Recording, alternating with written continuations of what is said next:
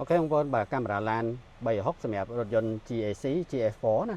បាទអញ្ចឹងឡាននេះគឺយើងកំងមកដើម្បីតម្រូវសម្រាប់ឡាននេះអញ្ចឹងគឺយើងតម្លើង360អត់មានធ្វើការកាត់តខ្សែទេដោយដល់ត្រូវទាំងអស់បងប្អូនកាមេរ៉ាគឺទាំង4គ្រាប់យើងអាចមើលជាលក្ខណៈបាទ 2D ឬមួយក៏ 3D បាន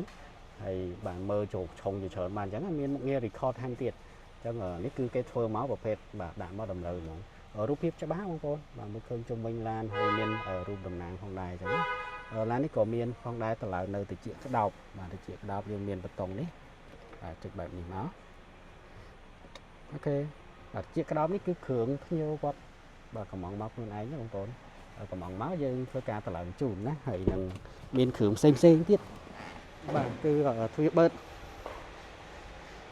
តយើងរុញថ្នមមកបាត់ទៅខ្លួនឯងអញ្ចឹងណាបាទបងប្អូនកំងមកខ្លួនឯងក៏បានឬមួយក៏បាទឲ្យអាចថាយើងជាអ្នកកំងតម្លើងឲ្យក៏បានដែរជាមួយនឹងការបិទសនព្រោះបាទជួយកាត់បន្ថយសលេងរំខានកុំឲ្យលាន់សលេងចូលក្នុងឡានបិទឲ្យហាក់ណែនល្អ